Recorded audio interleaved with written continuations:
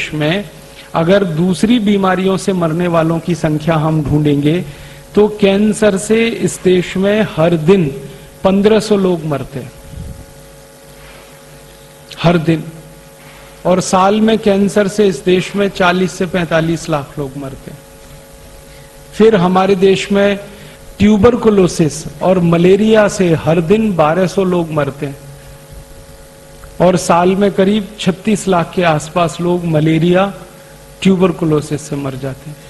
फिर हर दिन हमारे देश में 1000 लोग डायरिया और डिसेंट्री, हैजा और कॉलेरा से मरते हैं और साल में करीब 35 लाख लोग डायरिया, डिसेंट्री, कॉलेरा से मर जाते हैं। फिर हमारे भारत में बहुत सारे बच्चे हैं, लाखों की संख्या में, जो हर दिन कुपोषण से मरते हैं, जिनके शरीर में शक्ति नहीं है, ताकत नहीं है और ऐसे ही भूखे मर जाते हैं। पूरा पेट भर के उनको भोजन नहीं मिलता, दूध नहीं मिलता, उसमें मर जाते हैं। तो मरने वालों की संख्या तो बहुत है, कैंसर से मरने वालों की संख्या तो बहुत है, मलेरिया से मरने वालों की संख्या तो बहुत है, ट्यूबरकुलोसिस से मरने वालों की संख्या तो बहुत है, डायरिया, डिसेंट्री से मरने वालों की संख्या तो बहुत है, अनेक अनेक दूसरी बीमारियों से। लेकिन वो बीमारियों पर हमारे देश के न्यूज़पेपर में फ्रंट पेज पे खबर नहीं आती। कैंसर से मरने वालों के बारे में कभी भी न्यूज़पेपर में और मीडिया में इतनी चर्चा नहीं होती जितनी स्वाइन फ्लू की हो रही। ट्यूबरकुलोसिस से मरने वालों की चर्चा कभी भी इतनी नहीं होती मीडिया में जितनी स्वाइन फ्लू की हो रही है। कारण जानते हैं क्या है? कैंसर की, ट्यूबरकुलोसिस की, डायरिया की, डिसेंट्री की कोई वैक्सीन नहीं बन सकती। जिन बीमारियों की वैक्सीन नहीं बनती उन बीमारियों के बारे में मीडिया में चर्चा नहीं होती, भले उसमें मरने वालों की संख्या कितनी भी जास्ती हो। लेकिन जिन बीमारियों में वैक्सीन बन सकती है और मरने वालों की संख्या बहुत थोड़ी होती है, उसकी चर्चा बहुत होती है। कारण क्या है? जब बीमारी की चर्चा होगी तो लोगों में डर पैदा होगा, दहशत पैदा होगी। जब डर और दहशत बहुत जास्ती हो जाएगी, जैसा अभी बताया कि एक पत्नी का पति मर गया और उसके मन में इतनी दहशत और इतना डर कि उसने अपने पति के अंतिम शरीर को, माने आखिरी यात्रा को 5 फीट दूर से प्रणाम किया। माने दहशत इतनी जास्ती है कि जो धर्म पत्नी अपने पति के साथ सालों साल रही एक ही कमरे में, एक ही बिस्तर पर, जब उसको ये डर लग गया कि इसको स्वाइन फ्लू हुआ और उससे ये मर गया, तो दूर से ही उसने प्रणाम कर लिया। ये हद है, ये लिमिट क्रॉस हुई है डर की, दहशत की। और ये लिमिट क्रॉस कराने में मीडिया ने बड़ी ताकत लगाई है। मैं जो आपसे कहना चाहता हूं वो ये कि स्वाइन फ्लू का जो वायरस है वो आपको कभी भी प्रभावित नहीं कर सकता। आप पूछेंगे क्यों नहीं कर सकता? हमारे में कोई सुरखाव के पर हैं, या हम भगवान के दूत हैं, या हम ज्यादा योग और प्राणायाम करते हैं, ये कारण है? कारण क्या है? कारण उसमें से दूसरे हैं जो जानने की जरूरत है। सबसे बड़ा कारण ये है कि स्वाइन फ्लू विदेशी वायरस है, विदेशी बीमारी है और H1N1 वायरस विदेशी है। माने ये वायरस दुनिया के उन्हीं देशों में पैदा होके प्रभावित करता है लोगों को जहां ठंडी बहुत पड़ती है, तापमान बहुत कम होता है। अमेरिका में ठंडी बहुत होती है, कनाडा में ठंडी बहुत होती है, मैक्सिको में ठंडी बहुत होती है, ब्राजील में ठंडी बहुत होती है, फ्रांस में, जर्मनी में, ब्रिटेन में ठंडी बहुत होती है। और आप जानते हैं साल में 6 महीने ठंडी पड़ती है और साल में 6 महीने तापमान उनके यहाँ 0 के नीचे होता है। -5 डिग्री, -10 डिग्री, -15 डिग्री, -20 डिग्री, कभी कभी तापमान -30, -35, -40 तक चला जाता है। 6 महीने बर्फ ही बर्फ रहती है। सड़क पे बर्फ होती है, मैदान में बर्फ होती है, शेत में बर्फ होती है, छत पर बर्फ होती है। बर्फ 10-10 फीट ऊंची होती है। और यूरोप और अमेरिका में 6 महीने सरकार के सभी विभाग की ताकत इसी बात में खर्च होती है कि सड़क से बर्फ हटाना, शेत में से बर्फ हटाना, चलने लायक सड़क को बनाना, शेत को खेती लायक बनाना। तो जिन देशों में बर्फ पड़ती है, ठंडी बहुत होती है, तापमान 0 के नीचे चला जाता है, ऐसे देशों में तरह तरह के वायरस पैदा होते हैं। और जितनी ज्यादा ठंडी होती है उतने ज्यादा वायरस होते हैं। सामान्य रूप से दुनिया के जितने भी वायरस हैं उनको पैदा होकर जिंदा रहने के लिए कम से कम 27 डिग्री सेंटीग्रेड से नीचे का तापमान लगता है। और 27 डिग्री सेंटीग्रेड से नीचे का तापमान जो जो देशों में हो सकता है, उन्हीं देशों में सबसे ज्यादा वायरल और बैक्टीरियल इन्फेक्शन हुआ करते हैं। अब भारत के बारे में बात करें और पूना के बारे में बात करें। भारत में इस समय महीना चल रहा है सितंबर, माफ करिएगा अगस्त का महीना चल रहा है। अगस्त के पहले जुलाई था, जुलाई के पहले जून था, जून के पहले मई था, और मई के पहले अप्रैल, अप्रैल के पहले मार्च, मार्च में गुड़ी पड़वा से लेकर और दीपावली के दिन तक सामान्य तापमान जो होता है पूरे भारत देश में वो 34 डिग्री सेंटीग्रेड होता है, 35 डिग्री होता है, 36 डिग्री होता है। पुणे का आज का तापमान 33 डिग्री है और अभी थोड़ी धूप ज्यादा हो जाए ना तो कल ये 35-36 डिग्री हो जाएगा। तो पुणे का न्यूनतम तापमान इस समय 34-35 डिग्री है। सारे देश का न्यूनतम तापमान इस समय 34-35 डिग्री है। दो राज्यों को छोड़कर, हिमाचल प्रदेश, जम्मू कश्मीर और उत्तराखंड को छोड़कर पूरे देश के 28 राज्यों का सामान्य तापमान 34-35 डिग्री है। इस तापमान में कोई भी वायरस जिंदा नहीं रह सकता, मर जाता है। वायरस अगर पैदा भी हुआ तो ज्यादा से ज्यादा 45 मिनट जिंदा रह सकता, उसके बाद उसको मरना ही है, क्योंकि सूर्य के प्रकाश में, सूर्य के ताप में, सूर्य की गर्मी में कोई वायरस जिंदा नहीं रहता। तो भारत दुनिया में सबसे अद्भुत देश है जहां पर सूर्य का तापमान इतना है, सूर्य का प्रकाश इतना है।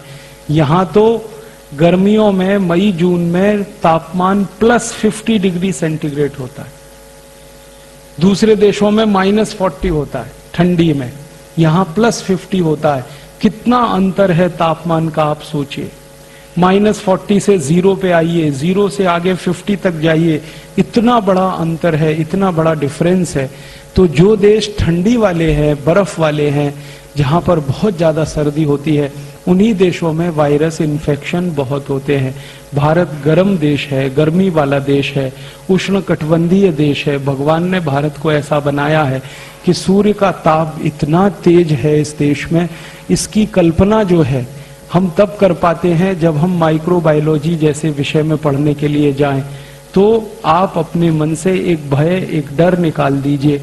आपके शहर में, पुणे के पूरे जिले में, पूरे महाराष्ट्र में, पूरे भारत में, जम्मू कश्मीर, हिमाचल और उत्तराखंड को छोड़कर कहीं भी ये वायरस हो नहीं सकता, क्योंकि तापमान इतना ज्यादा है। इसलिए इस बीमारी से आपके प्रभावित होने की कोई दूर दूर तक संभावना नहीं है। इसलिए आपके मरने की भी कोई संभावना नहीं। मन से ये डर निकालिए। अब आप मुझे तुरंत एक सवाल पूछेंगे, वो सवाल ये पूछेंगे कि फिर थोड़े दिन पहले पुणे में डॉक्टर मर गया और अभी थोड़े दिन पहले कोई एक बेटी मर गई पुणे में, तो ये क्या है? इनमें से किसी भी डेथ में स्वाइन फ्लू कंफर्म नहीं हुआ, किसी भी डेथ में।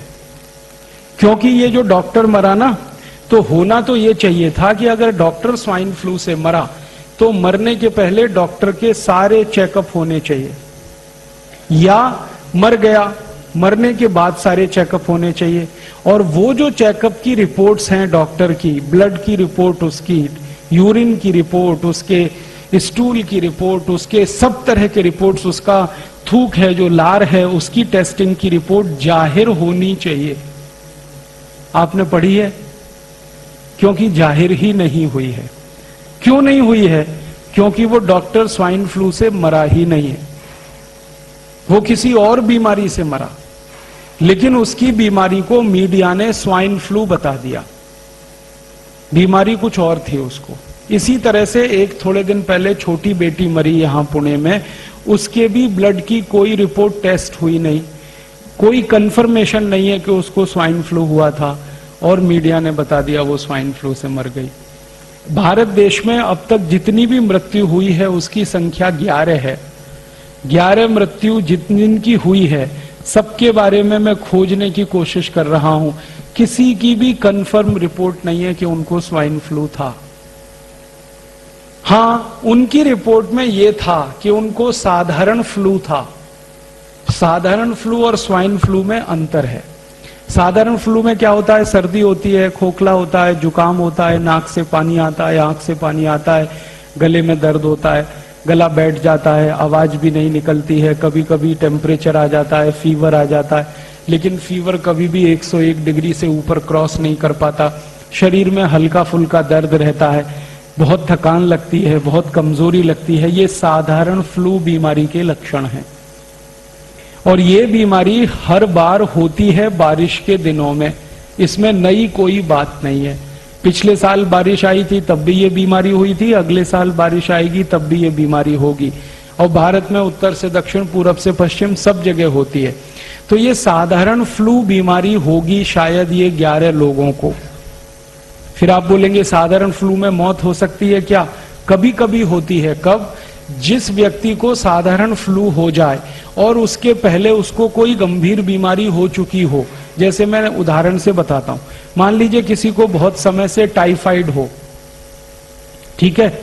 अब टाइफाइड हो और टाइफाइड शायद ठीक होने वाला हो, तब तक उसको फ्लू हो गया हो। उस कंडीशन में वो आदमी मरने की स्थिति में पहुंच सकता है।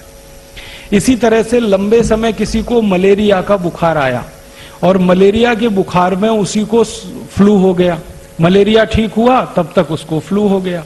उस कंडीशन में उसकी मृत्यु हो सकती है। एक बहुत खराब बुखार होता है, ज्वर होता है, ताप होता है, जिसको मस्तिष्क ज्वर कहते हैं, इंसेफेलाइटिस कहते हैं। इसमें अगर कोई व्यक्ति फंस गया हो और थोड़े ही दिन के बाद उसको फ्लू इन्फेक्शन हो जाए, वायरल इन्फेक्शन हो जाए, तो उसकी मृत्यु हो सकती है। क्योंकि इन तीनों कंडीशन में ब्लड में प्लेटलेट्स बहुत तेजी से कम हो जाते हैं और उसके बाद प्लेटलेट्स बढ़ाने के लिए एलोपैथी में कोई दवा नहीं है। तो इसलिए एलोपैथी का कोई भी पेशेंट या डॉक्टर इस तरह से अगर चक्कर में आ गया तो उसका मरना 100% तय है। इसमें कोई आश्चर्य की बात नहीं है, क्योंकि जब तेजी से प्लेटलेट्स गिरते हैं और एलोपैथी के पास कोई दवा नहीं है प्लेटलेट्स बढ़ाने की, तो वो मर ही जाएगा। और मैं 99.99% कहता हूं पुणे का डॉक्टर ऐसे ही मरा है। उसके ब्लड प्लेटलेट्स बहुत तेजी से गिर गए और पहले उसको एक बड़ी बीमारी का इन्फेक्शन हो चुका था, उसके बाद फ्लू हो गया, मर गया। तो मीडिया ने उसको छाप दिया कि वो स्वाइन फ्लू से मर गया। क्योंकि मीडिया को इसमें क्या इंटरेस्ट है, अखबार वाले ये जो खबर छाप रहे हैं इसके लिए उनको पैसा मिल रहा है।